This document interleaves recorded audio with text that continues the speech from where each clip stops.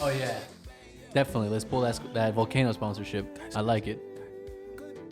Ladies and gentlemen, what the fuck is going on? How you doing? How you doing? It's the eyebrows for me. It's the eyebrows. I get them done every 2 weeks. It's your boy Gamero, the Pharaoh, the poor man's Robert De Niro. How you doing? You know, it is it's a Sunday, in case you didn't know when we are recording, and it is the first episode without the lovely face, the beautiful rostro that is Illogic. So big shout out to my main man, Illogic's out in Orlando, you know what I'm saying, making them dreams happen. You see those stories, you know, he's building an empire with Loki out there, you know. Loki's carrying bricks, he's carrying wood, he's carrying hammers, boy. You know, he ain't playing around. Loki hit a lick. I love that man. Animal.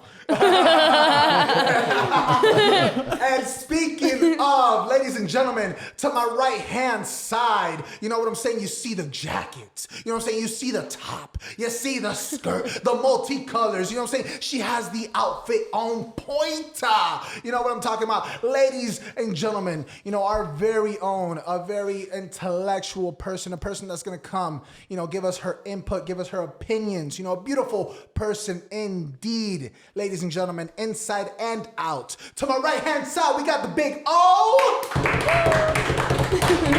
What's poppin'? Hey. Ladies and gentlemen, to my left hand side, you know what I'm saying? You see the shirt. The shirt. Ladies and gentlemen, come on. First of all, before I even continue, can we give it up for the shirt, ladies and gentlemen? You know what I'm saying? This man always, he's like, oh, what is it? Sunday? Oh, I got my closet ready to go. Hell yeah. Bro, he's like, bro, you ever know, like, you know, when you were excited for school, the day after, and you just put like your little outfit. The first day of school and shit. You put your outfit ready to go. That's this man every Saturday night, baby. That's this man every Saturday night. Ladies and gentlemen, to my left hand side, we got Emi. Yeah.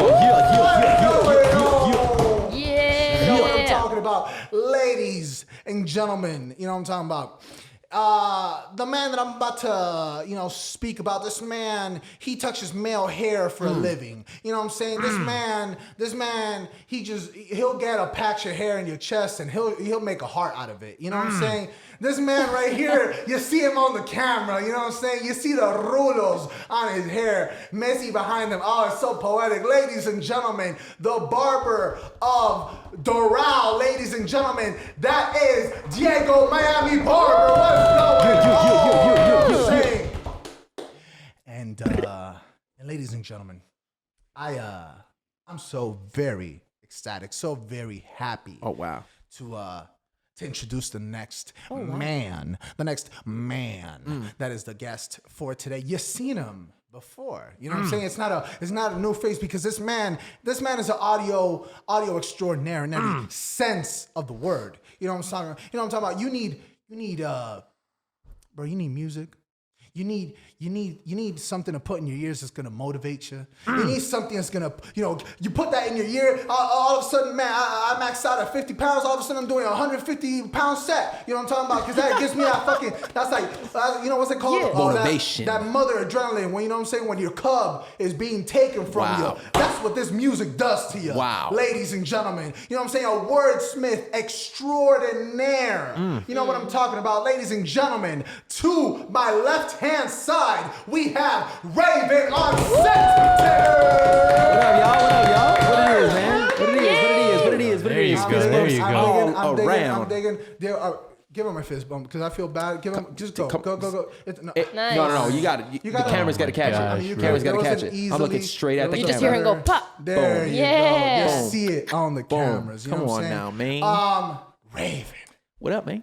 We normally see you behind the camera. You know, we see you taking care of business. You know, we see you, you know, remedying whatever emergency may arise on set, whether it be lights going off or audio not being there after the fact when it actually was. You know what I'm saying? All sorts of things. But today we have the privilege to get to know you a little bit better. We get to know you as far as let's kill that whenever you get a chance, Diego. You know, how often do you get a chance to, I guess, really dive into who you are as an artist, as a person. You know, like I said, everybody gets to see you behind the scenes, but today it's all about who you are as an artist. And I believe a little birdie told me that you have a single coming out soon by the name of Tip Off. Yes, if I'm sir. not mistaken. Rayvyn, why don't you give us, sir. you know, a little bit more intel on that? First off, I'd like to thank you for the empowering and fire intro. Like that, I mean, put it on your resume. You know what I'm saying? Put it on your motherfucking resume. We'll talk man. royalties. You can Yeah, put, yeah, you know all what of I'm it, all of saying? it. You know what I'm saying? We'll get there. We'll get there. But actually, every day I have the opportunity to do this artist shit every day because it's my life. Really, I've always prided myself in surrounding myself around just anything that has to do with the industry or just being a creative in general.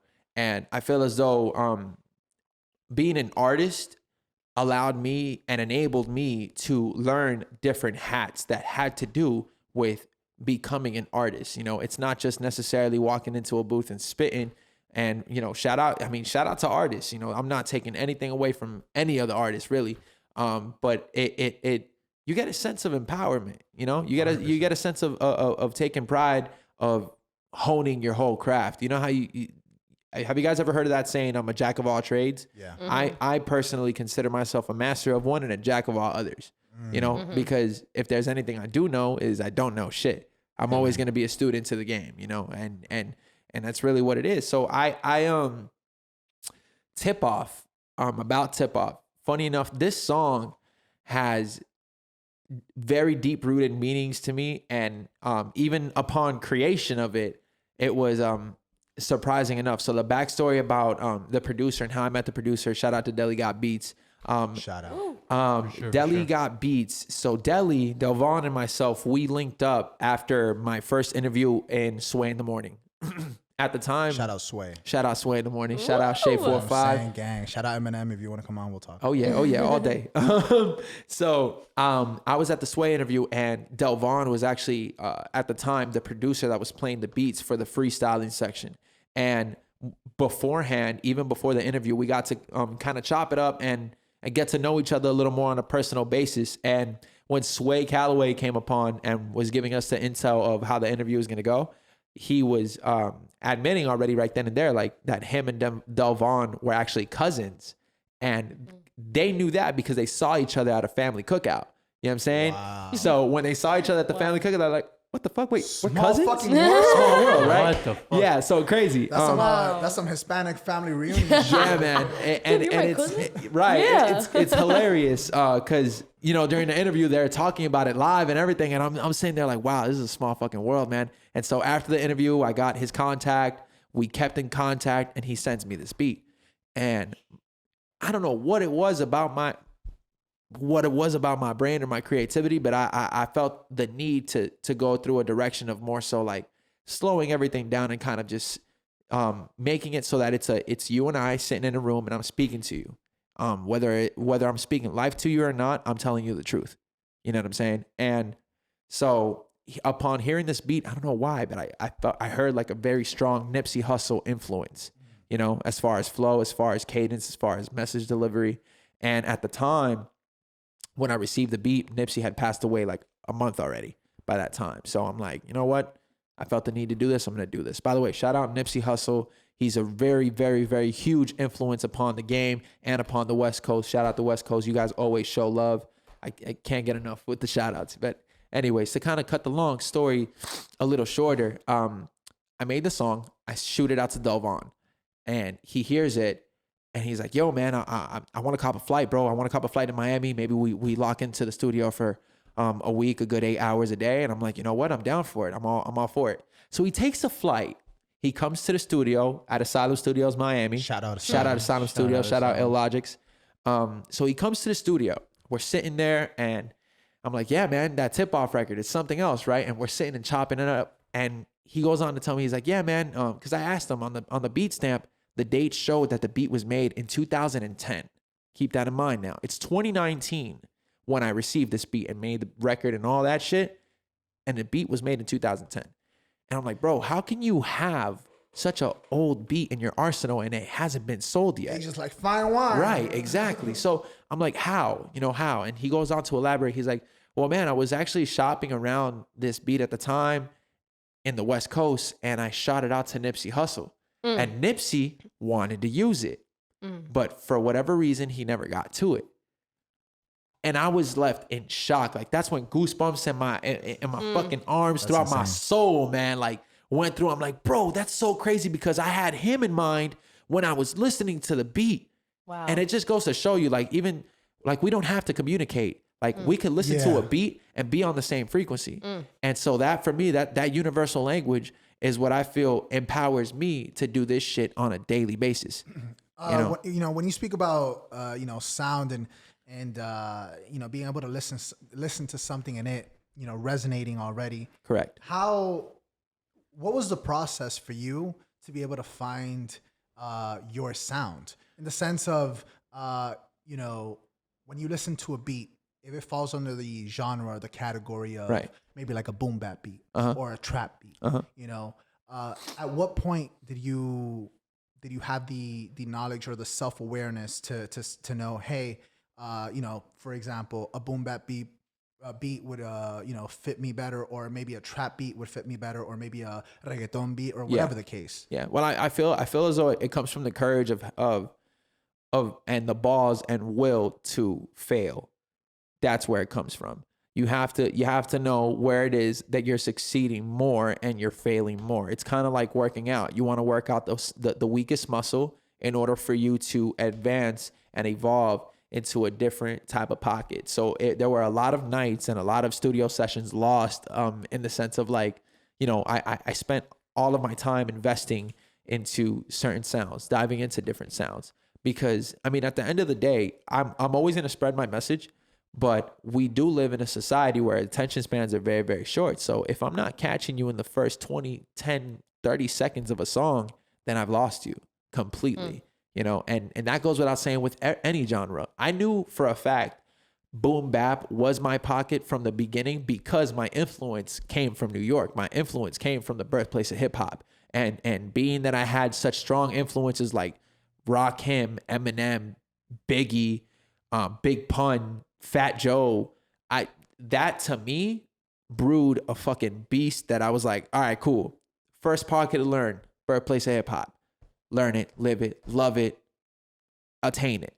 And I always thought at the beginning of me just like learning how to be a rapper and learning how to rap and the craft of wordsmithing, for me, at the beginning, I thought it was always about, just be real and not give a fuck about what anybody has to say. Not give a fuck. And it still is till this day, but to a certain extent, because it all depends on what it is you are trying to do, and how you're going to be able to fit in this grand puzzle piece, because it's not just about you. And that's something I want to make very, very, very clear right now. I don't ever make my music to be just about me or me only. It's about the bigger picture.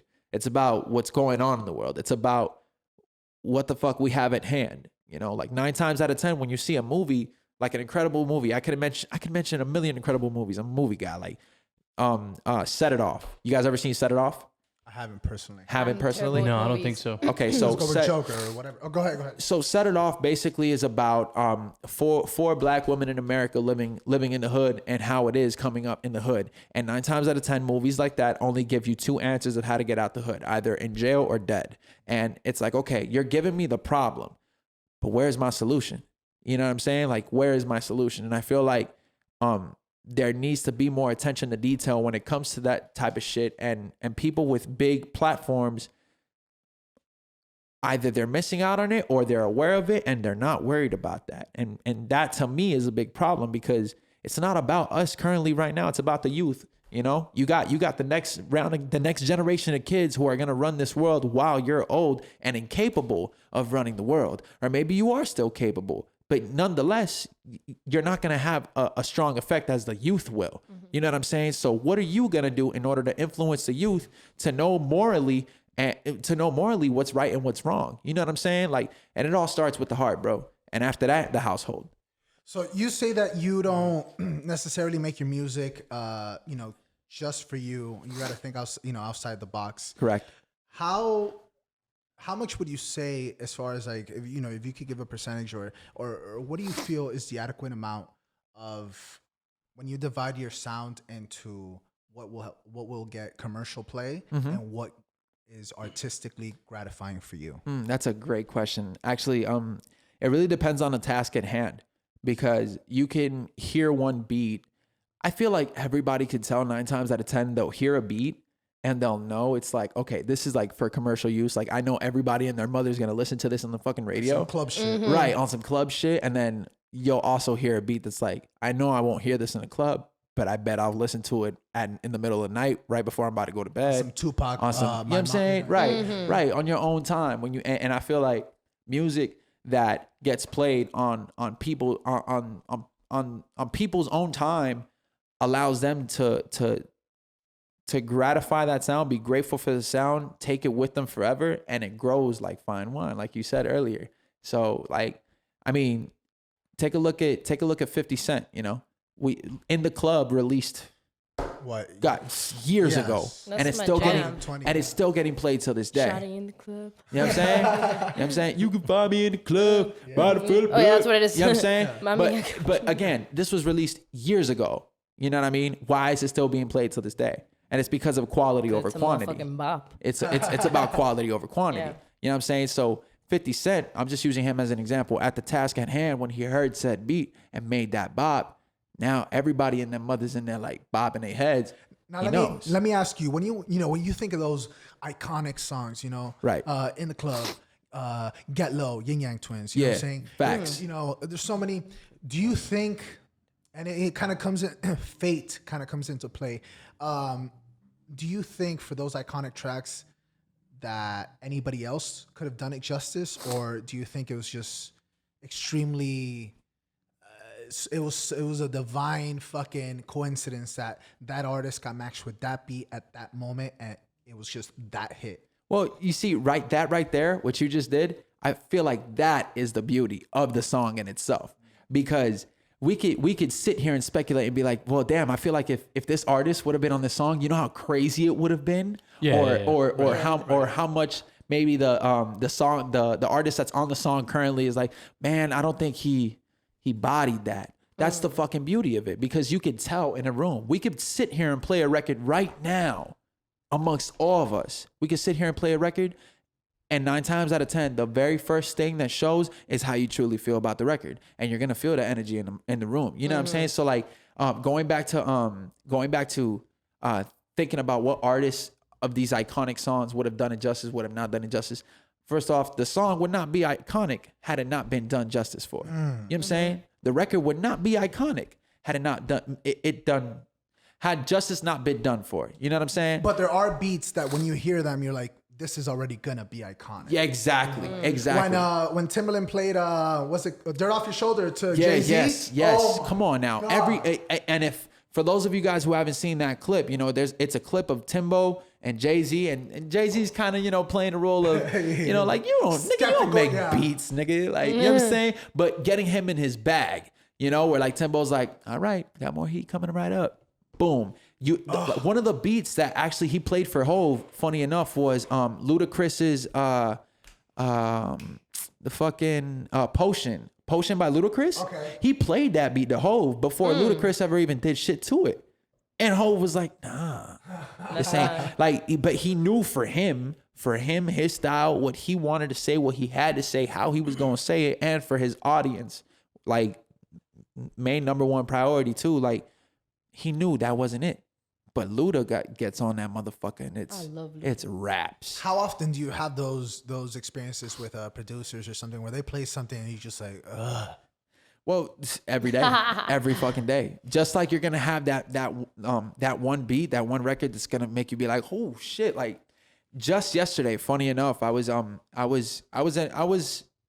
listening to a producer's beats. This guy sends me beat packs like for the month. You know what I'm saying? And I listened to the whole beat pack, and for a moment, I'm in my room, mind you. I'm in my room just chilling, listening to these beats. One fucking beat plays, and I was like, this is it. This is it. For me, this is it. This is the feeling. But you, as an artist, you have to know that. You have to trust your intuition. Because if you don't trust your intuition, how will you have the will to take a risk. Again, it's about like having the will to fail and continue. You know what I'm saying? It ain't about, oh, well, I mean, I'm afraid to do this sound because I've never tried it. Then my nigga, you will never know what sound you can hone if you don't try it. You know what I'm saying? So like at the end of the day, yes, you're aware of what pockets you're comfortable with, but now let's work on the things that you're uncomfortable with to get you to a point where you're comfortable with being uncomfortable, if that makes sense. You know what I'm saying? Like, 100%. Nice. like, oh, you're always on a self-discovering journey. And as an artist, I've had the blessings to see some of these top tier artists take on their craft and put their communities on, their people on. I mean, there was when Meek Mill was making his project Championships at the time, I ended up sitting in one of his studio sessions or whatever the deal may be. And just sitting in that studio session, I learned so much, man, because this guy is such a professional, such a fucking professional. I'm talking about, I'm walking in, the man's in the booth already. So he was already working.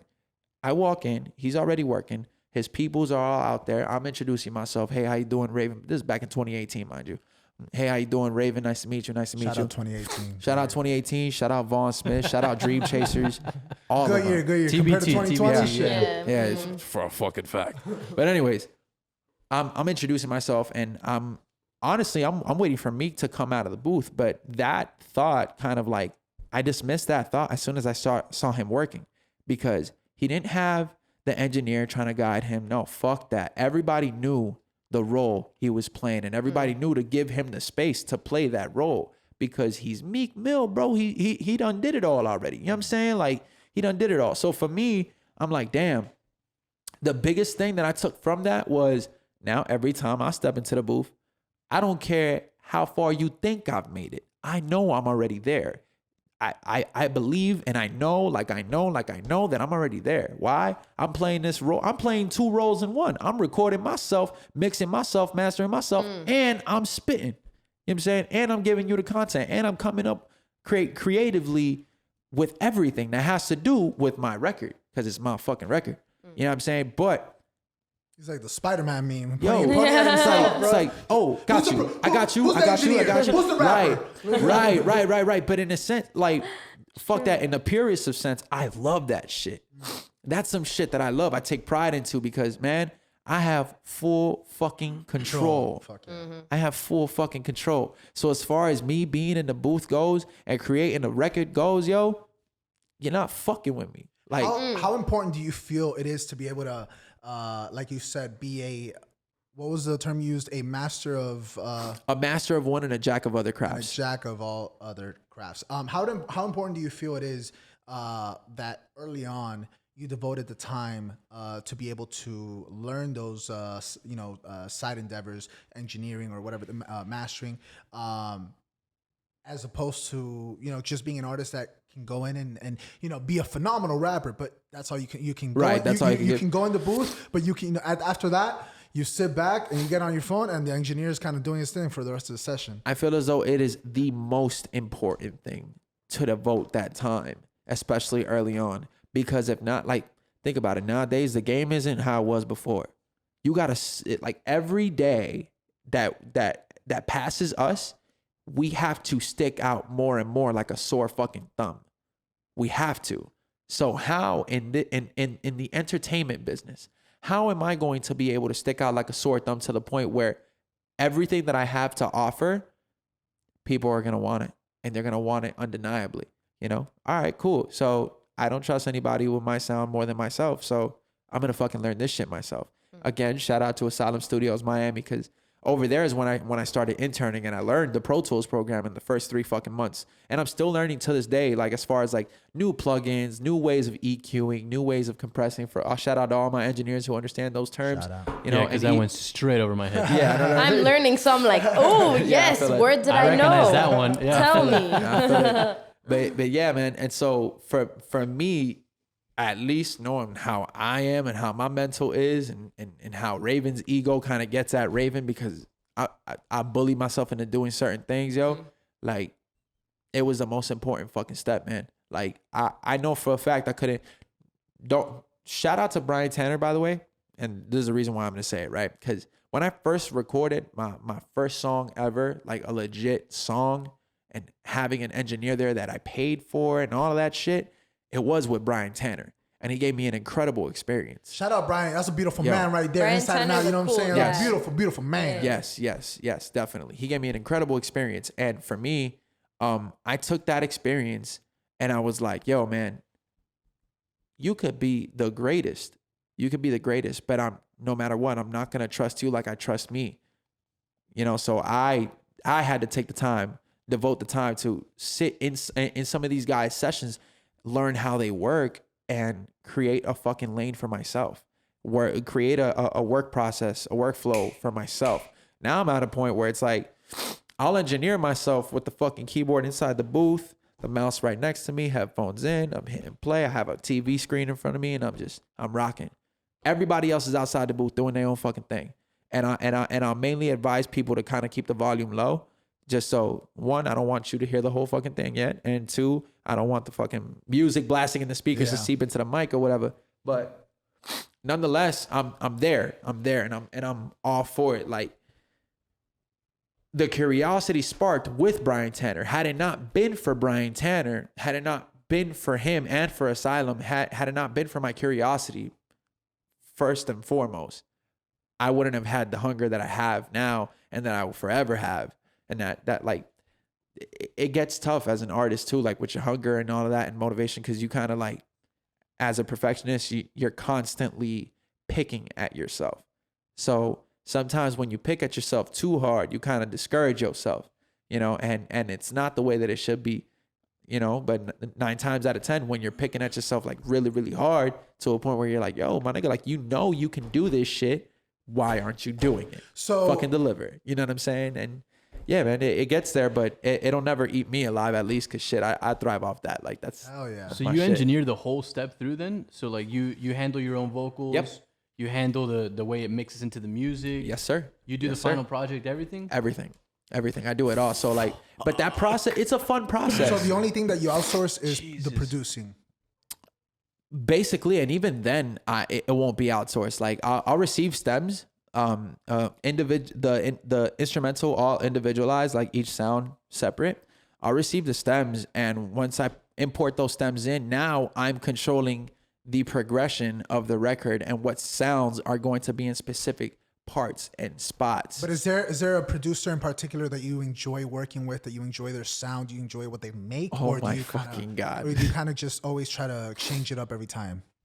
It's a little bit of both. I've been having a very, very small, tight circle as far as producers that I've been working with. Again, shout out Deli Got Beats. Shout out Rich Skills out in the West Coast. He's produced big records for Robin Thicke, et cetera, et cetera. So his resume speaks for itself.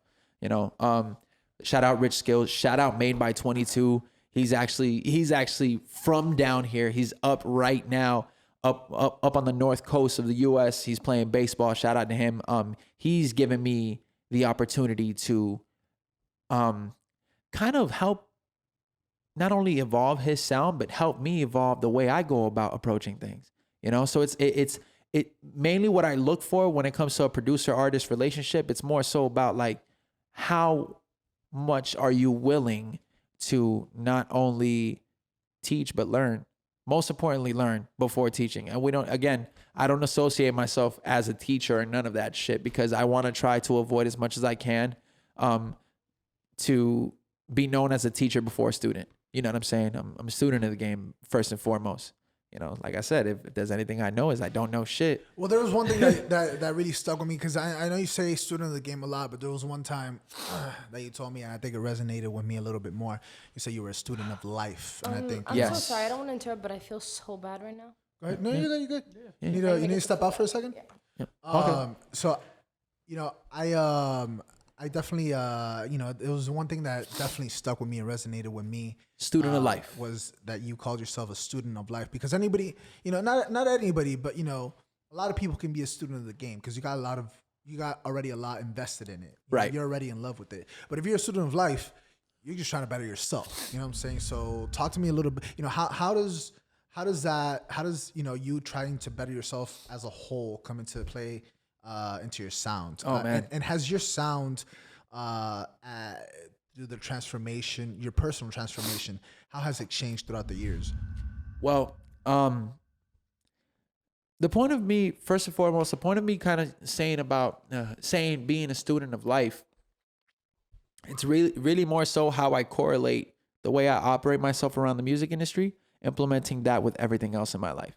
You know what I'm saying? Right. Like if I know I'm at my top tier as far as operation when it comes to the music shit, there should be no excuse as to why I'm not top tier with eating right, with working out constantly, with because that bleeds into your it bleeds into your everyday life. Yeah, Yeah. it seeps in there. So when it comes down to it, I the main focus that I go about when it comes to growth, the main thing that I focus on is operation, how I operate, how I receive information, how I give information. You know, I'm a very firm believer that the inner is heaven and the external is hell, because you can only control yourself. I can't control you. I can't control you. Right. I can only control how I Man, this boy is receive. Nietzsche, bro. You hearing this? He's dropping this philosophy over here. Dude. Yeah. I like it, dude. I like it. Yeah, man, it's very, very real out here. Like it's a spiritual. I'm a firm believer as well. It's a spiritual warfare. You know, mental health plays a very, very big role when it comes to being an artist and being creative and all of that, because one, that's not something that people are comfortable to speak about, and that's a problem. Like that's something that must be more normalized, because you know we're living in a very numb type of timing right now, where you could literally, bro, you'll go on the internet, you could fucking find killings, you can find It's aggressive. a lot of negative shit. You know what I'm saying? You can find a lot of negative shit, and again, that really plays with your mental with your mental health, because it's what you're constantly seeing every day. So what can I do in order for me to be more so focused on what can help build, as opposed to what's draining my energy, what's taking away from my frequency, what's taking away from my soul.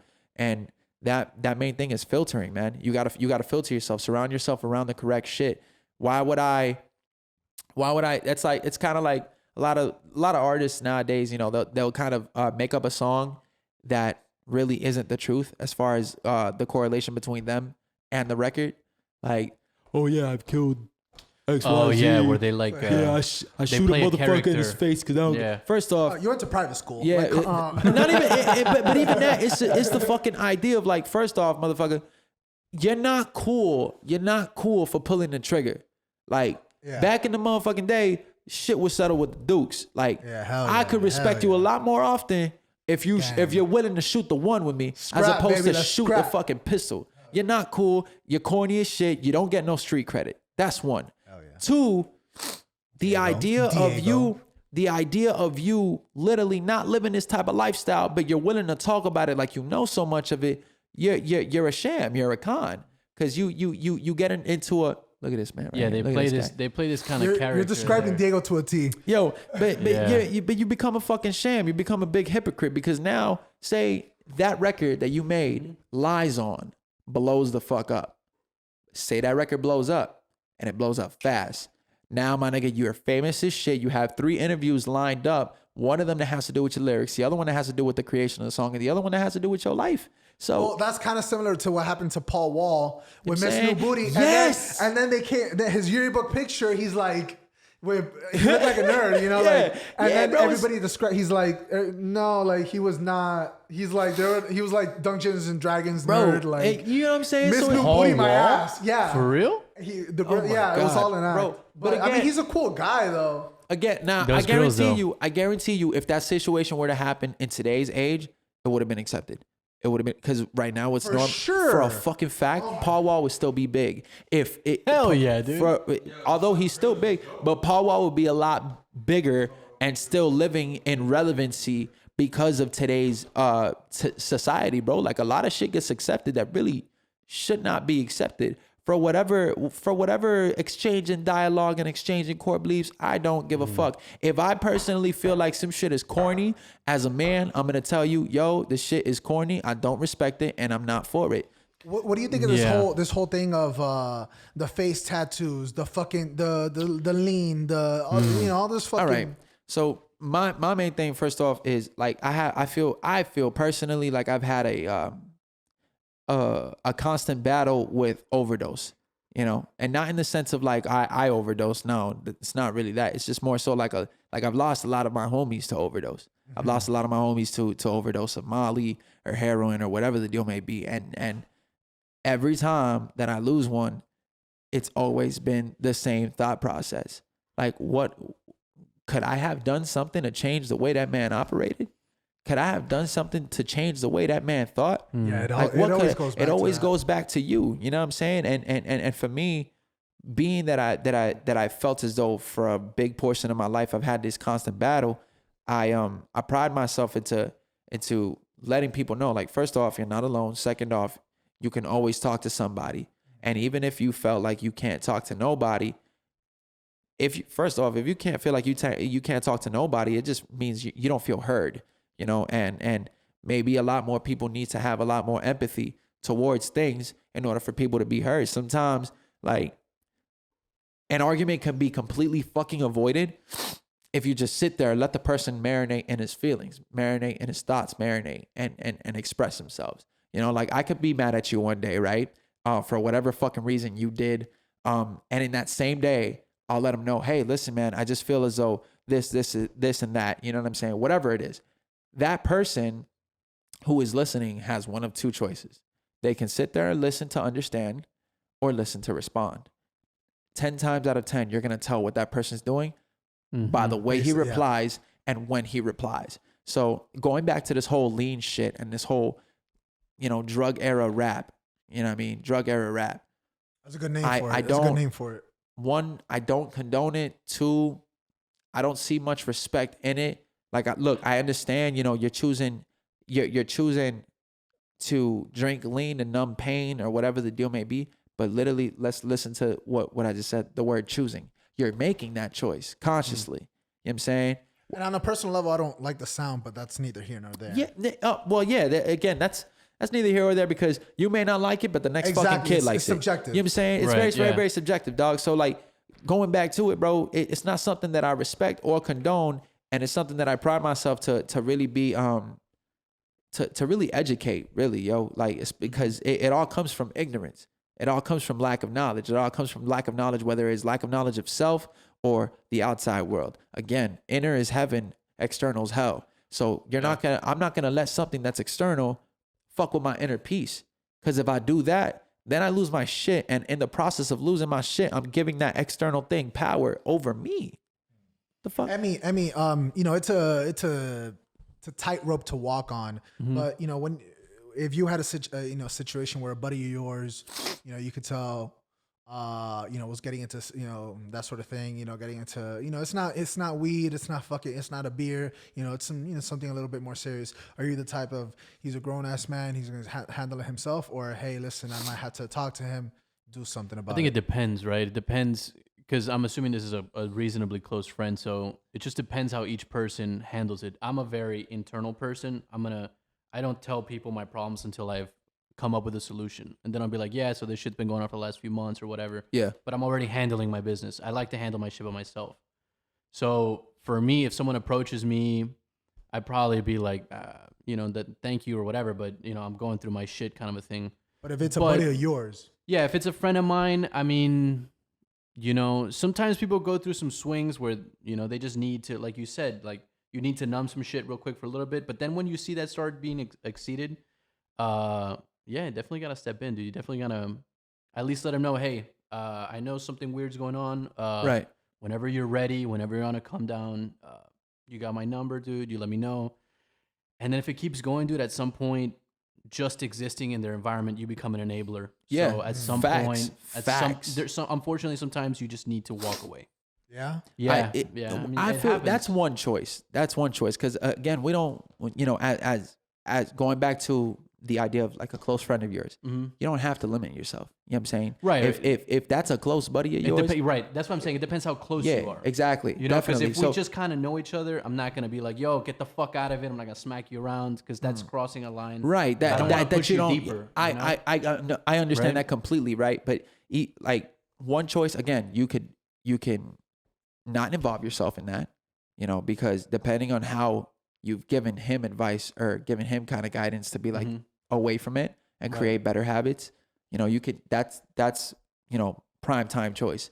Another choice you can do is getting him out of it. Because again, he's not the problem. You know what I'm saying? No, absolutely not. It's you and your buddy against the problem. It's never you against your buddy's problem. You know what I'm saying? Yeah. So when we look at it like that, and you kind of not enforce, but more so enable that thought and normalize that thought, and ensuring and reassuring that person that it is okay to your feelings are valid. Right. It is okay for you to feel the way you feel because of XYZ situation. What isn't okay is your idea of the answer. Why? Because you're still taking away from yourself. You have this void that starts off here and only becomes bigger when you're feeding the external, your internal. You know what I'm saying? When you're feeding the external pieces of your internal self, and you know what I'm saying? Like that's really what makes a person even more and more and more lost. So how can you, as a buddy of theirs, enable him to look more on the inside and realize and have gratitude towards the things that he does have around that void that he's created? And little by little, pieces get added to that void. So now you're starting to see a puzzle piece being recreated with these newfound pieces. You know what I'm saying? Sometimes you just got to give somebody a ride to a meeting, bro. Sometimes Fact. you got to sit down Fact. through the meeting. Even if it has to be that. And it's not, there's no shame in that shit. There's 100%. There's no fucking shame in that shit, Yeah, because applied what to you're some people. seeking, what you're seeking as a person, no bullshit. What you're seeking is progress within self. My nigga, 9 times out of 10, bro, breathing is free. Self-progression is free. Support is free. You know what I'm saying? All of that is free. What the fuck does it cost me in order to let go of an addiction, a habit, in order to create a new habit? You know what I'm saying? Because that's me. I'm the type of person. I work based off association. Like my everybody's brain works in fucking patterns. But me being well aware of this, I know for a fact that I work off association. I'm gonna associate what I see, hear, and what that person's doing off of my answer. You know, that will give me my answer as to where to associate this person and how to act. You know, and by how to act, meaning acting accordingly. Because if you start to have expectations, you're gonna be led to a disappointment eventually, and that can discourage you completely to just be like, you know what, I'm not gonna fuck with this guy no more, because you know he just doesn't seem to get what I'm trying to tell him, and it makes me feel like he's just wiping his ass with what I have to say. You know what I'm saying?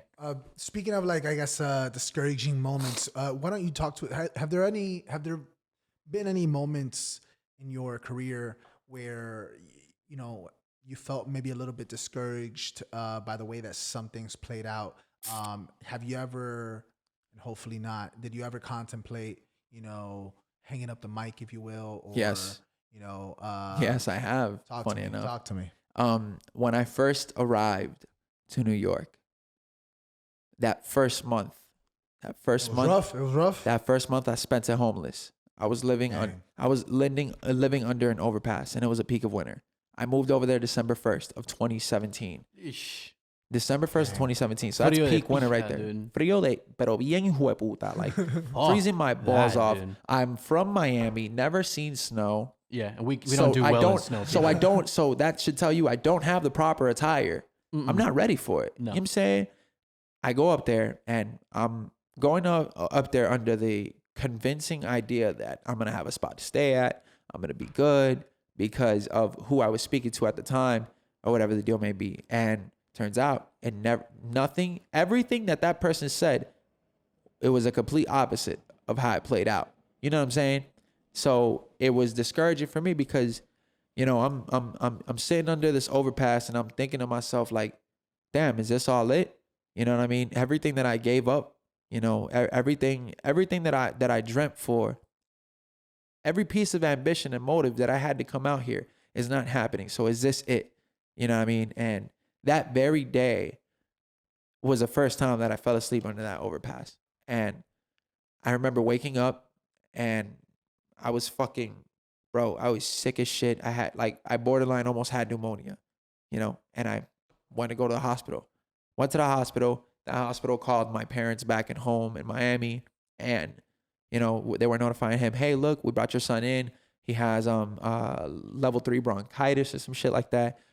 He could possibly have pneumonia. We're going to do more tests on him and find out. Okay, cool. Now my parents are calling me all worried and shit. If there's any one thing that I didn't do was ask my parents for help. I didn't want to do that because I felt as though me personally, I'm taking a step backwards, you know, but very ignorant, the mindset that I had, man, because I'm sitting here very egotistical, like ready to take on the fucking world. I don't give a fuck if I have to be homeless. I don't give a fuck if I'm missing meals every other day, bro. I'm gonna do this shit because this is all I've got, bro. If I'm not gonna take this leap, I might as well not even breathe, bro. Because now I'm putting my life on autopilot, you know. And it's like, for what? No, 100%. For what, bro? For what? What am I gonna do in my life? You know what I'm saying? After that first night when I woke up and I went to the hospital, I come out the hospital after like 4 albuterol breathing treatments. 4, bro. You can imagine how shaky I was. I was shaky as shit, like a tambourine, bud. So after 4 breathing treatments, I was let out of the hospital. And all I remember was just me talking to God, like, thank you, God. Thank you. Thank you for giving me another opportunity to walk out here. And thank you for allowing me to see through that, because I feel as though that day was a representation of the devil. You know, it was a representation of everything negative and discouraging that you could think of. I was thinking of it, and shit, it even got to the point of suicidal thoughts. I was like, yo, like it got to the point where I was like, I don't think I matter here no more, you know? And that conversation that I had to God and more so with myself was more so of an empowering conversation, because not everybody's willing to fly to New York with $320 in their pocket and not knowing a single person out there. Not everybody's willing to take a leap to even fucking Orlando to do it. So shout out Illogics. Like, dude, that's a huge fucking step. And I respect and support that shit because you're honing your craft. You know what I'm saying? So that day was a very day that I was like, yo, I think I may hang it up. When I woke up the next day, I was like, nah, fuck that. Now I'm on the search. So I started searching for studios to work out of, started working, started making my money, started making music again. And it felt great. And I was like, damn, what the fuck would have happened had I dropped it there? Let me ask you something. If you could give a title to the chapter that is New York in the overall story of your life, what would be the one-word chapter title? Formation. This was what year again? 2018. Fuck. All of Really 2018, I lived in New York. Then by the ending of 2018, December 4th to be specific, I moved back down here. What was the reasoning behind? Un frío de concha. So, un frío de concha, bien hijo de puta. So, main reason, the fucking cold. Y'all could keep that. I'm good. Yep. Reason number 2, by then I had already signed to Good Brother Music Group. Shout out Good Brother Music Group and Javon Smith. Shout out. By that time I had already signed with them, and they told me like, yo, like, you came out here for a reason. You got it. You already got it. You're good. Go back home and fix your family relationships. Had it not been that conversation that I had with Vaughn, because the conversation I had with him was very, very moving. It was very moving, and it was all based of love. You know what I'm saying? Like, I vented to him about how my house situation was to shit, you know, when I left, and I didn't leave in the best of terms. And I admit that, you know what I'm saying? But that's when he was like, man, go home, fix that. Because if you don't fix that and you don't live life enough, you're not going to have anything to write about, and you're not going to have anything to feel evolved about. You know what I'm saying? Man, I remember that first time I went back home, man, I was like, un fucking palo, bro. I was anorexic as shit because, again, I went through a lot of nights where I just wouldn't eat. You know, I wouldn't eat. You got dollar pizza slices every corner, bro. Nah, dog. Hey, yo, it's rough, bro. It's very, very rough. And so I remember coming back that day and seeing the expression of my parents, and they were telling me, yeah, we're going to go to a family cookout. You know, we go to the family cookout. I'm at my uncle's house, and I'm filling my plate up with all this food, man. I'm filling my plate up with all this food, bro. And I sit, and I'm looking at the expression of all my family members, because I feel all of them all look at me. They hadn't seen me in a fucking year, you know? So they're all looking at me like, oh shit, he about to do this. I mean, he about to go in. Fuck that plate up. I'm about to take my first bite. I take my first bite and I'm chewing, and you could just see it in my face. I was like, yo, I'm fucking home. You know what I mean? Like, I feel the love. You know what I'm saying? All that love that I thought was never there has actually been there the whole time, knocking on my fucking door, you know? But because of my ego and my ignorance, I didn't see it at the moment in time. And so when I came back, I was like, damn, I'm home.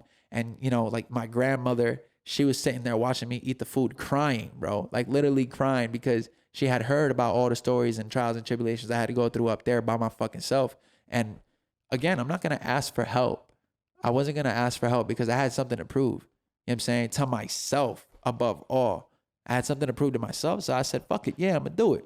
Left, did what I needed to do, did what I said I was going to do, came back stronger, smarter, with more lifespan in my fucking belt, a lot more wisdom, and a better way of moving, a faster way of moving. Oh yeah, you know? I always said New York will teach you lessons that nowhere else will. Facts. And that's a fucking fact. a motherfucking fact. It's the reason The why it's called lesson the is- concrete jungle. Fuck the cold. That's not the Okay. lesson. All right, It's one I of went many. out there, very privileged, I guess, compared to your two stories in New York. I went out there for New Year's 2005. We went to watch the ball drop, gang shit. Oh my It was God. colder than shit, and no. I'm gonna assume that I'm gonna leave that. Except the fucking Chinese food was Gas. bomb, Gas. but also the pizza. Oh yeah. Fucking and the gas. fucking pizza. And listen, bro. Gas. Gas. That is a big regret of mine. I didn't like cannolis when I was younger, but fuck, dude, I regret not eating a fucking cannoli in Little Italy. You know? Dude, I But fucking damn, love dude, cannolis. that's one of those things, man. You know, I feel that though. Everyone's got to go through their own run. I think it's important. It's what you said, dude. I feel like that's an issue. That's an issue we all have. Something I've noticed very heavily in the Hispanic communities where we're you don't reach out. You know, you don't.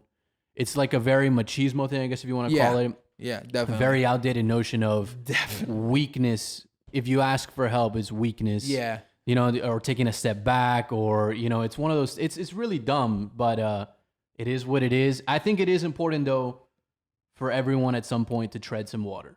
You know, Hell it yeah. Oh, it yeah. shows you to yourself, because once you go through it, you realize it doesn't really fucking matter Right. what your opinion is, because I know where I stand in relation to myself. Well, I was fucking You telling know? Diego, listen, whoever has never been in a fight before, the worst thing in the world that could ever happen to you is getting punched. Right. And then once you get in a fight and you get punched, it's not that fucking Yeah, bad. exactly. It's Like, good to then get what? popped in the face every once It's in a not while, that dude. fucking bad. But also, you know, it's important to realize we're a little bit like, listen, bro, I'm 27. I can't be doing that shit no more. You know, and I'm the worst to say it, because I mean, you've been out with me, dude. If you lose Emi at a certain time at night and you know he's had a certain amount of drinks, Yeah. odds are he's out front getting his ass kicked by somebody. Emi, I guarantee you, this You know? is not going to age well. It's not going to age well. I know it's not going to age well. well. So you got to take steps, bro. I know, It's I not, you know. guarantee you, I can play this in like a year and be like, And "¿Qué I'll be like, pasó? we're ¿Qué still out pasó?" there. We're still out there, bro. Oh, shit. It's not, but it's one of those things you got to work at. I mean, that's awesome, dude. For a year in New York is aggressive, dude. Ladies and gentlemen, you know what I'm saying? Sometimes, you know what I'm saying? It happens. Sometimes your bladder's full. Sometimes you need a little cool face. Sometimes you need a little, a little pick me up. You know what I'm saying? And we're back because I have to ask my main man. Right now, I got to ask you, talk to me about Tip Off. You know what I'm saying? What is Tip Off? What is it about? And is it part of a bigger project? Alrighty. So Tip Off, the song Tip Off is basically about, it's a representation of the beginning of the game that is my life. That is my career, that is surrounded about music, you know. So the song in particular, the contents within the lyrics have to more so do about empowerment, you know, empowering you to be the best you, no matter what the fuck the outsource world says. The video, funny enough, the music video about it, I have it more so surrounded around family. You know what I mean? The definition of family, what it is to be in a family, to have a family.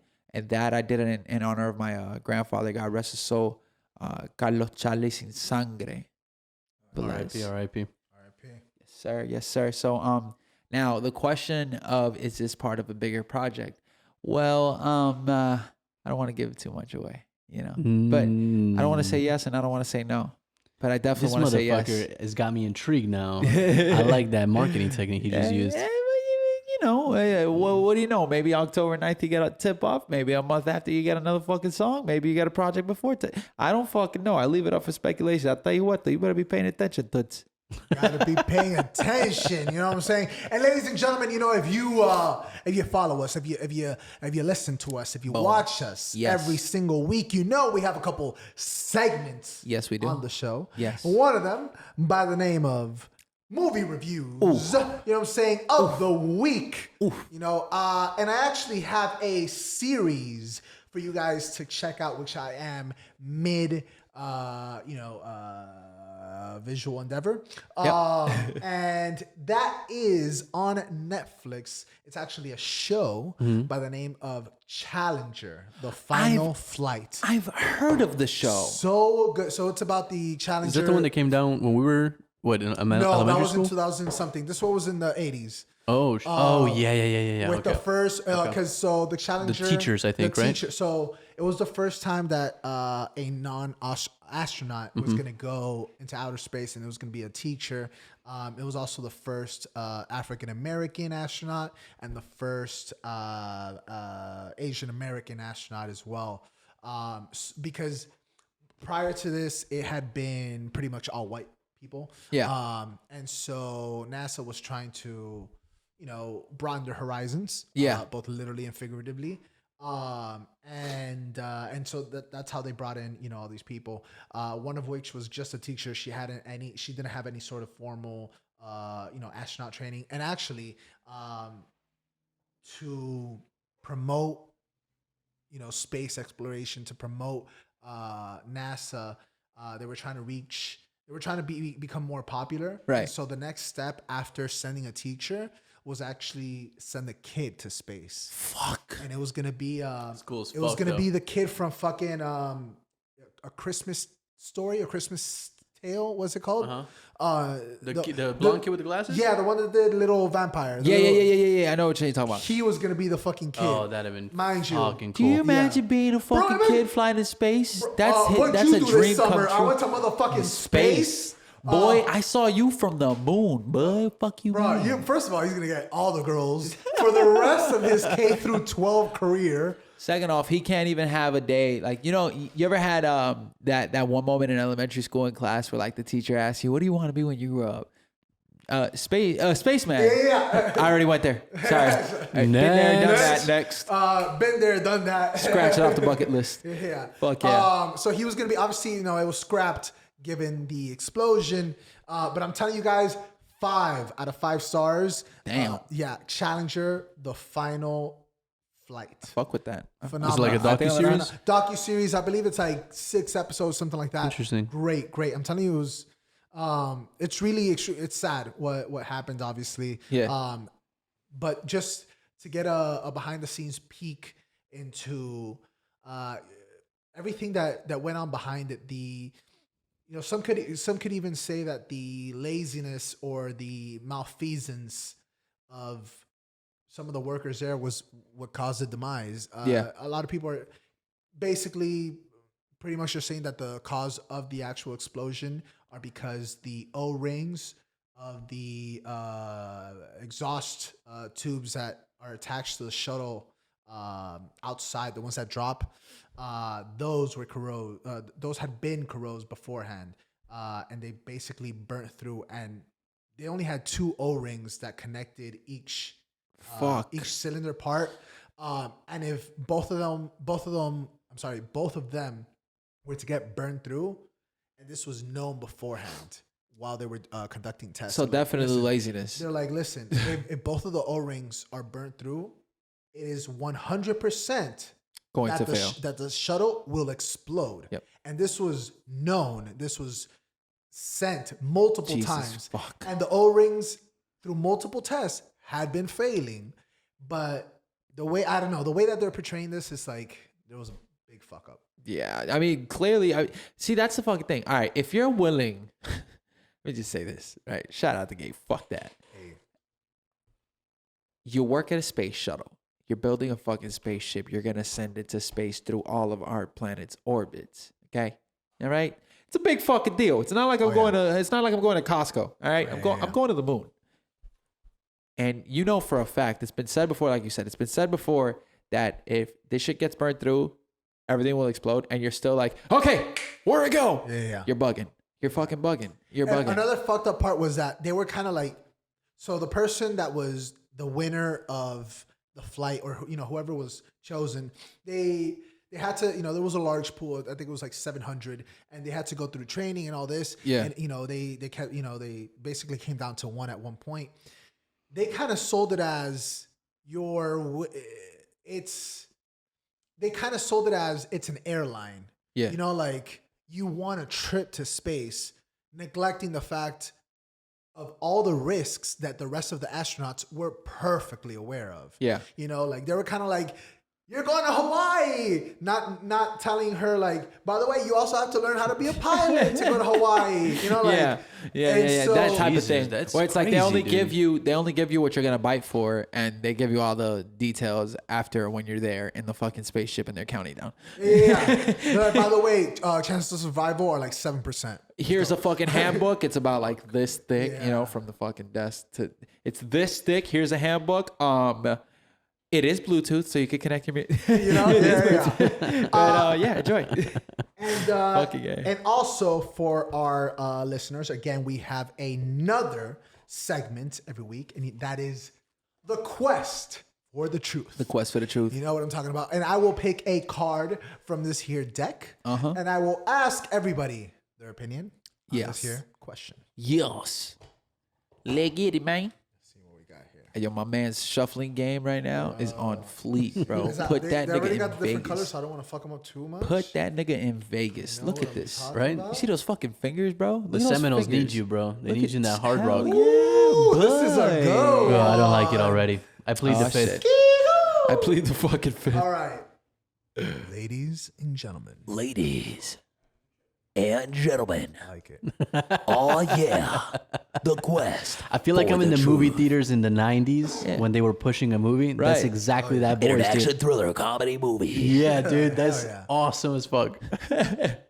What was the hardest decision you've ever had to make? Oof. And I'm going to start with Diego. I fucking knew it. Hardest decision you had to make. Say it with your chest, though. Pizza or wings, right? Wings all the way. No, Yo, he's what's so the hardest deep in decision you've ever thought. had to make?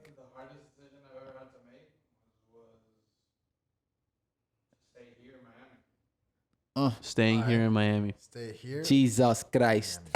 Emi. Hardest decision I ever had to make.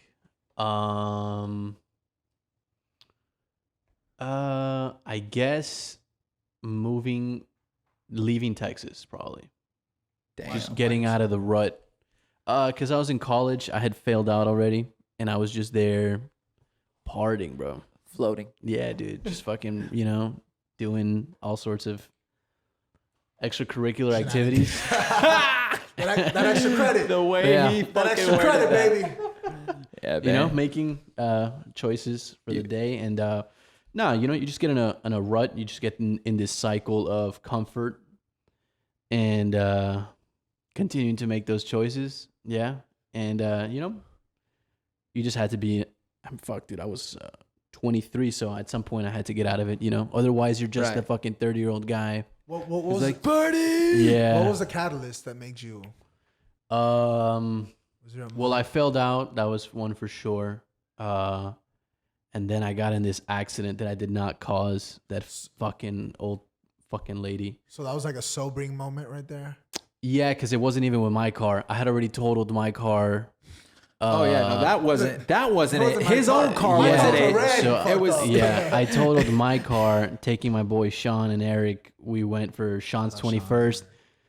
That was a good ass fucking time, boys. But it was also Halloween. We got wrecked, and I was drunk, so much more drunk than I would. Nah, that's not true, but I was so much more drunk enough to notice that I was drunk. Fuck. to drive. So I got behind the wheel. All of it was chilling except for the end, swervy roads. I had my 5-speed. I was like, let's fucking book it. Mistakes were made. Everyone was okay. Imagine the cops stopping you. I swear to drunk, I'm not God. I swear to God, I'm not drunk. Dude. And then I was using my boy Eric's car to go to work, and some lady, I was completely sober. Some lady fucking pushed me off the road, rolled me over. So then we were down there was 3 of us in the house using one man's car now because we're down 2 cars. Uh-huh. And then I started to spin the wheel. I was like, So I destroyed my shoulder. I was in physical therapy and everything. And then we still went to a festival. Gang, that's commitment. My nigga, you're out a shoulder. Dude, yeah, man, it was bad. This shoulder was fucked because this shoulder got yanked. I was rolling. It got yanked from the steering wheel. I had to use this shoulder because I was upside down. The doors got pushed in, and it was a coupe, so I had to break the door out with this fucked up shoulder. This sounds like a Yeah, it was Fast and fucked up. Furious moment. Bro, there's some Rambo Fast and Furious hybrid right And I had to here. call him to be like, yo, they rolled me. Come pick me up. And he was there. He was there with his ex mid smash that I had helped cock block her friend to get her out. There was a ridiculous There's a lot of shit event. going Shout on. out Eric. You know what happened, Yeah. bro. This could be a short play. Shout out Texas. And then we came back from that festival. I mean, I fucked up in that festival again. It was drugs fucked me up a little. Drugs and, galore. and then I realized, this is fun, but Drug-induced That's- homosexuality. that we're was also it, yeah. 23, bro. Yeah, that was the point. You were Yeah. like, you know what? Yeah. I'm gonna do this again. For sure. So from right there, I think that was March, April maybe, and then August I came back here, and then I was in the hospital a week later. Oh yeah. Oh yeah. I remember that. Emi's a trooper, ladies and gentlemen. Emi, Gang shit, boys, hell yeah, gang shit. You know what I'm saying? That man will keep you up at night. You know what I'm saying? Like, I'll wake you up hella early, bro. oh yeah. Oh no, see that's Yo, where the mine fuck's right Emi? there. Where the fuck is Emi? I don't know, man. I don't know. Oh shit. I don't know if I want an Emmy alarm anymore, Let's man. but let's get to the man of the hour. You know what I'm saying? The man of the hour. Yeah, that's a story for a different time. Yeah, for sure. What is Hardest decision I've ever had to make. Talk to me. Taking the leap to New York. That was Oh, yeah? that was like my toughest decision so far in life that I've ever had to make. Was Cause it harder the decision to leave than to come back? yes, indeed it was. Indeed it was. At the time, again, you know, the situation back at my house and with my family wasn't the best. I had already, prior to me moving to New York, I had already missed many birthdays, many family parties with friends, and all that shit. But I was willing to miss all of that in order for me to hone my craft and take it to the next level. And even like the nights before, like 2 nights before, I've got my friends coming up to me trying to convince me to not go up to New York because it's such a bad idea and XYZ. And I'm like, nah, bro, I'm gonna do it because I'm not gonna know. I'm not gonna know until I fucking do it. You know what I'm saying? And I feel like the reality check aspect really happened when I was in the airport. You know, like when I was like right before going into that fucking plane, I was like, yep, here I go. This is it. This is it. Are you sure you want to go? Hell yeah, You know what I dude. mean? And that's when I was like, yeah, That's an liberty. exciting moment. Liberty dude. it's at its fucking finest. So I was like, yeah, this is it. That was the hardest decision I've ever had to make. How old were you when you got to New York? Funny enough, I was 20 years old. 20 years old. Ouch, dude. Like Yeah. you're not even 21. I guess that's good though, because Yeah. I would have gotten lost in the bullshit at 21. See, that's the thing. I could always like, you know why you could get lost in the bullshit whether you're 21 or not? It's because it's that easy. Yeah, You know, it's legal at that it's point. I'm like, that fuck it. easy. We'll It's just go to a that bar. fucking- Yeah. It's that fucking easy. You know, fuck that. You know, you if you know somebody that's older, you just tell them to go to the fucking liquor store, take the bottle to your hotel room or to your house Mm-hmm. or whatever, and you fucking get drunk. Obviously, it's not going to be as exciting as going to a bar. Right. Especially New York, hands down. Granted, I get it. But nonetheless, like, fuck, dude, if you really want to do something, you're going to go through hell and back to it's do just it. that little extra obstacle that you're like, it makes you maybe Right, not but do it. even getting lost in the bullshit. Like if I know I want to have a really fucking fun time, I'm gonna have a fucking fun time. Oh, yeah, yeah. You know what I'm saying? I'm not gonna limit myself as to like going to a bar and expecting to have fun there. Again, expectations lead to disappointments, dog. So don't even expect shit. If you want to have a fucking good time, depending on it, depend on yourself. You know what I'm saying? Like fucking. Fuck that. If I know I want to have a good time, I'm gonna hit up a couple females, couple shorties, couple, you know what I mean, couple friends, mainly couple friends. Fuck that, cause I'm not like again, dog. Like yeah, my sexual aspect is there and all that. All the shorties is watching. You know, I see you, but But but at the end of the day, like I'm a very simple dude, yo. Like I'm a very simple minded dude. So I'm always gonna, find fun and solitude in myself first. He likes long walks at the beach and Warzone. You know what I'm saying? Yes, lots of And Warzone. mani-pedi dates are Yeah, not off the can't forget table. Bro. Can't forget that. Can't forget that. You gotta beautiful. pamper yourself. Like why Amen. would like, Amen. how can you sit there and be confident enough to hit on a shorty and your nails looking dirty as shit? You I'm know what glad you saying? asked. Like he fucking. Hey, don't get me wrong. Hey, yo, for a long minute before the mani pedis were even relevant, your boy was still doing his thing and shit. You know what I mean? But when I got the mani pedi, my very first mani pedi, that's when I really realized I unlocked a fucking. It's like you unlock the door to destiny. Like you see a different view of shit. Simple as that, dog. So And I see you convinced your boy over here on the slide. He tried to 100%. slide in last 100%. week, Yeah, not I mean, mention it at all, but I caught 100%. that glisten on the Yeah. side. 100%. Yeah, man, got 100%. to. I had to. I don't know her name, but she's a beautiful Asian woman. And We'll call her Kat. we'll call. Oh, cat. dude. Yep, we'll do it. That clearly has a backstory I don't know of, but we're gonna leave it at that. She's a beautiful, beautiful woman. Rayvyn. Talk to and me. before, actually, fuck it, I'm gonna say it already. I'm gonna put you on the spot. I know you had an idea, Yeah. but you don't know the musical endeavor that you are about to encounter, ladies and What you talking gentlemen. about with this? Talk to me. I asked Let's see what we're gonna my do very here. good friend Rayvyn if he would be kind enough to show us, to bestow upon us, some of his craftsmanship, his wizardry, His when it musical comes to, prowess. his musical prowess, his musical genius. So we're gonna play a couple beats. You know what I'm saying? A couple beats that this man, this man did not hear beforehand.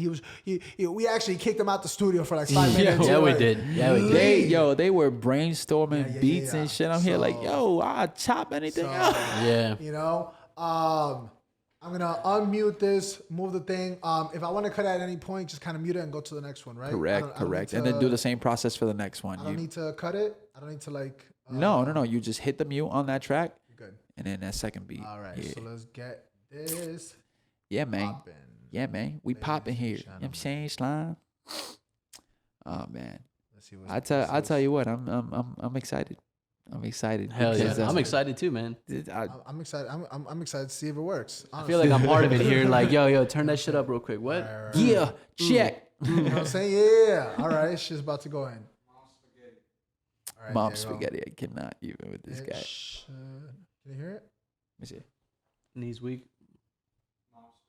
Knees weak. Oh, okay. It's about to go in. Knees weak. Ooh. Yeah. It's your boy Rayvyn. Shout out Midnight Miami. Shout out Emi. Shout out Juan. Shout out Big O. Shout out Diego. GBMG, check. Look.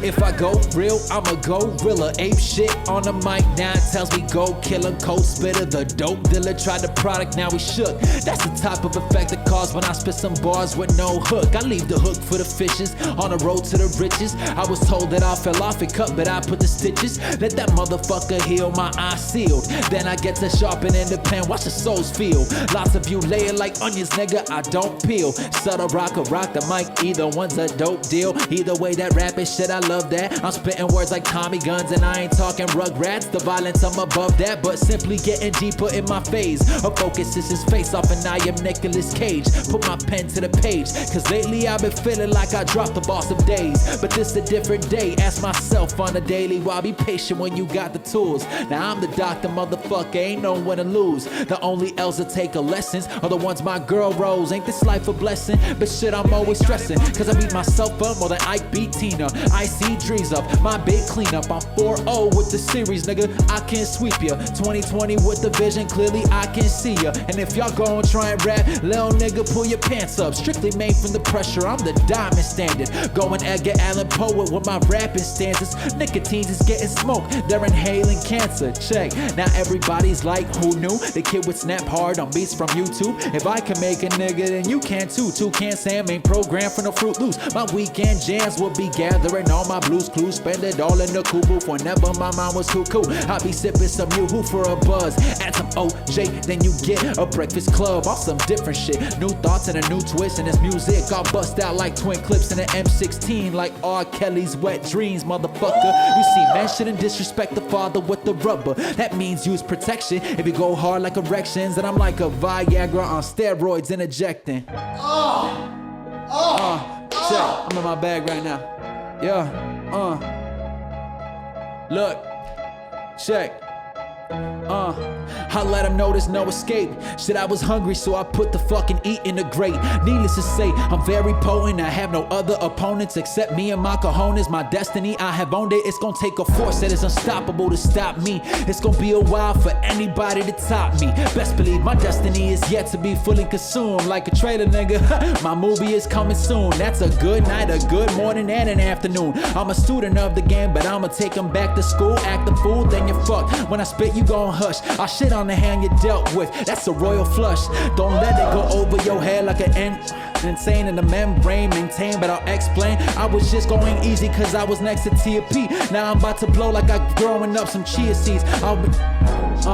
I'll take on someone to this.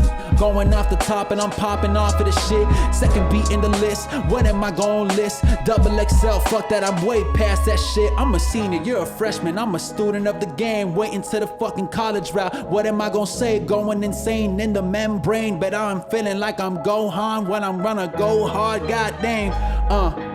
You can name a Dame Dollar. I'ma have to go ahead and pop my collar while I'm a shot caller. And Rayvyn gon' kill the fucking game though.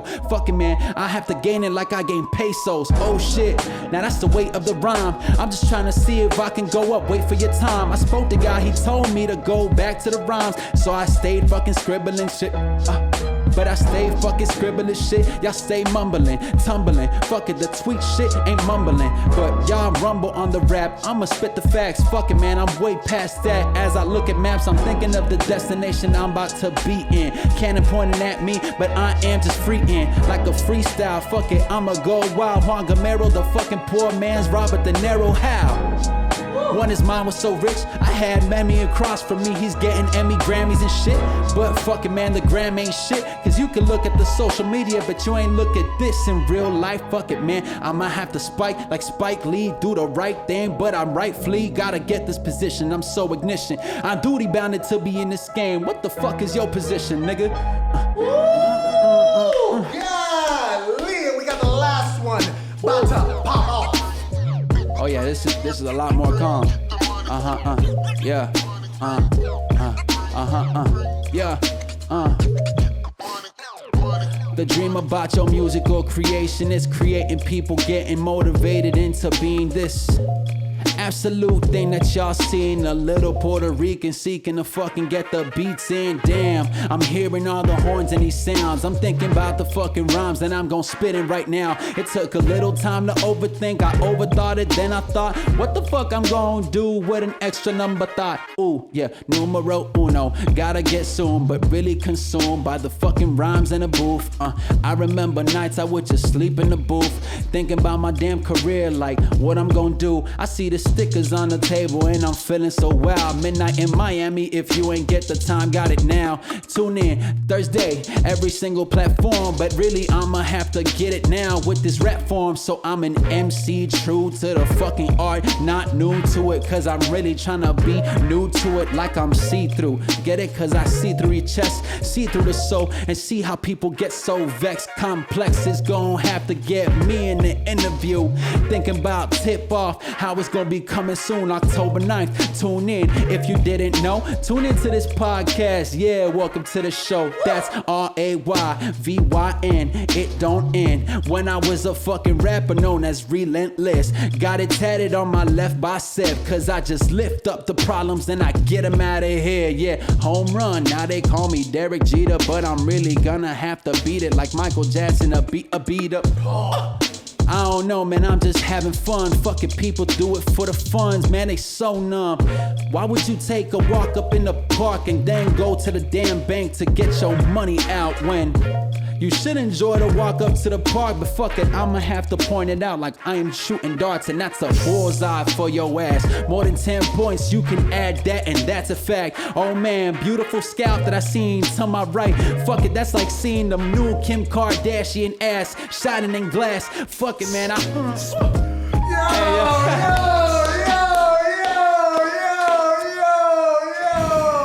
That's fucking good, man. I have fun. I have fun, you know. I do things. Golly, can we give a round of applause, ladies and gentlemen? Oh my God. I have fun, yo. I have fun.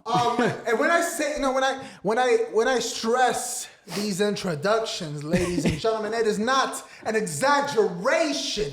No, when it I isn't. say that this man is a master of lyrics, a lyricist extraordinaire, ladies and gentlemen, you have just witnessed it firsthand. Oh my God, Rayvyn. Yo.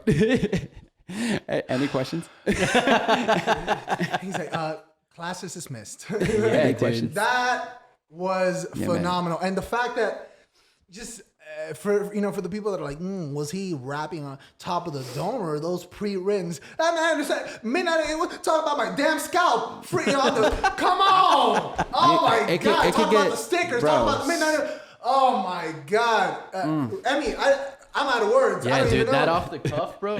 I mean, Yeah, man. It was no bluff. Like he's infectious, dude. He's Oh making me my rhyme over God. here. What are we Dude, doing, dude?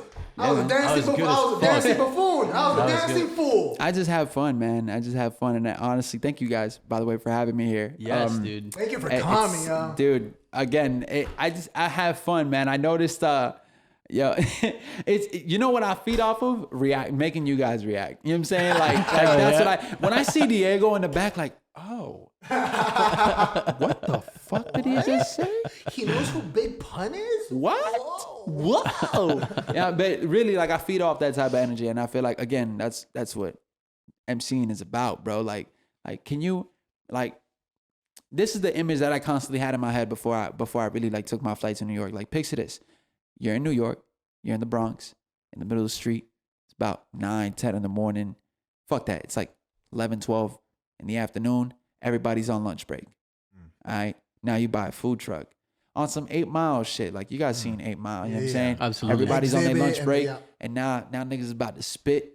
You know what I mean? Like that's something that like I fell in love with, and over again I played in my head, and I was like, yeah, I gotta be prepared for these situations, because although they may not happen down here in Miami as often, when I go up there to New York, you're not excluding me. I'm for this. You know what I'm saying? Like, I do this, so I have to prove it to myself. So when I proved it to myself, I was like, okay, everything else, kind of just connects together. You know what I mean? Like, it's, again, I just have fun, man. You just gotta have fun. You gotta love it. You gotta love every piece of it. Yeah, man. You definitely seems like you had fun. Definitely seems like Oh yeah, I'm in it. I'm in it, man. I'm in it to win it. Absolutely, dude. You feel me? Before we start wrapping up, the last couple questions that I had for you, Rayvyn, if you had, I guess, something that you could tell yourself, that you could tell Relentless when you first started, Right. what would it be? Don't give up. Don't give up. Stop eating shit. And what I mean by eating shit, it's like stop overthinking on the decision, my nigga. Like you know for a fact that this is what you're meant to do. Don't stop it. Don't focus your energy on the outsource. Focus it on yourself. And I'll guarantee you're gonna see yourself right here. Hell yeah. Do you ever pay homage to Relentless as Rayvyn in your tracks or just in general? Funny enough, not any track that has been released have I paid homage to, but I plan to do so in the future, because people gotta know. People just gotta know where I come from, who I am, like what I used to be known as. It's funny because a lot of the people back home around here, they still know me for that former name, for that former alias. But then when I mention Rayvyn, they're like, I don't know who Rayvyn is, but they recognize the face. You know what I'm saying? Right. They recognize the face. But and then when I hit them with that reality check of like, yo, like I am Relentless, but you know what I'm saying? Like it's a new name, it's evolution. You know what I'm saying? Like they look at me, they're like, damn, time fucking flies. Last time I remember you was a fucking intern. Now you're a whole artist, engineer, songwriter, voice impressionist, everything. And they look at that and they're like, wow, what the fuck? And now I'm like, yeah, you know, I'm a lot more invested than what you thought I was. You know what I mean? I'm a lot more invested than what you thought I was, and maybe that'll pique your interest to want to work with me or work for me, or I work for you or I work with you, either fucking way. You know what I mean? It piques your interest. For sure. No, absolutely, man. Yeah, man. That's very cool, dude. Yeah, man. Rayvyn, tip off. When can people, where can they find it? When can they find it? Where can they follow you? Where can they keep up to date with everything that has to do with the world of Rayvyn? Alrighty, y'all. So every social media platform, you can find me at Rayvyn Official. You'll see it somewhere around there. I have faith in Juan. You know what I mean? At Rayvyn Official, RAYVYN Official. You can cop tip off October 9th, midnight, on every platform. I'm talking Spotify, Apple Music, Google Plus, YouTube, wherever. You can cop it. It'll be yours. The video will be released around the same exact time, and you guys are thoroughly gonna enjoy it. Hell yeah. Hell yeah. Hell yeah. Can't wait. Cannot wait. Last thing before we wrap up, how would you describe a Rayvyn performance? If I go to a Rayvyn live performance, what should I expect? You should expect power. Oh, Power. A lot of power, a lot of control, and lots of motivation. Lots and lots and lots of motivation. Because what I pride myself on doing when I'm on that stage is to involve you even more than what you thought you were. You know what I mean? Like involve Hell you yeah. a lot more. And real make you performance. right, exactly. And make you feel a part of the growth, the process. Like I wouldn't be here today had it not been for my supporters, had it not been for my listeners. And because of that, we're going to celebrate together. You know what I mean? We're going to fucking celebrate together, and it's going to be empowering. It's going to be yeah. Ladies and gentlemen, this man right here is gonna get a damn Grammy. You can put that on my damn tombstone, bro. All right? You can put that on my damn tombstone. Ladies and gentlemen, every Thursday, what the motherfuck you doing? You're going on midnight. You're going at Midnight in Miami on YouTube. You hit that subscribe. You go on Instagram. You hit that follow. You go on Spotify, boom, subscribe. You go on Deezer, boom, subscribe. You go on Apple Podcasts, boom, subscribe. You know what I'm saying? You do it. You do it. Why? Because, ladies and gentlemen, we're gonna get you so very many guests that you're gonna be entertained to see. We had a freestyle today, ladies and gentlemen. Come on, y'all. You know what I'm saying? Come on, Next y'all. week, Hell we'll yeah. have a fucking flamethrowers. You know what I'm saying? You never know. beauty You never about this know. show, you never know what you're going to get. We're not, Hell yeah. Bro, never you never know. We're actually in the talks with a couple porn stars. So shout out porn stars. Wow. Gang Shout out shit. sex You know what I'm workers. saying? Shout out sex workers. Gang shit. Shout out sex workers, Make your man. make your money, boo boo. Make your Do money. what you got to do. You Do know what what I'm you talking gotta about? do. You got any shout outs before we wrap up? I want to give a huge shout out to Good Brother Music Group. Shout out to Jay Rich, Javon Smith. Shout out to Chatty Chad. You know what I'm talking about. Come on now. I want to give a big shout out to all of my family members, all of you guys. Midnight in Miami, Asylum Studios, Miami. I want to give personally the biggest shout out that I want to give to God. You know, I want to give to God, because at the end of the day, I would not be in the path that I am today had it not been for the Almighty One, man. So it's real. Amen. Amen right there. Ladies and gentlemen, every Thursday at midnight, you know what it is, Midnight in Miami. It's been oh so very real with my main man, Rayvyn. Ladies and gentlemen, we will catch you next week, every week, Thursday at midnight. Boom. Holla! Holla at your boy. And it don't matter what the world thinks. You can say how you feel on Midnight in Miami. When you can push it to the limit.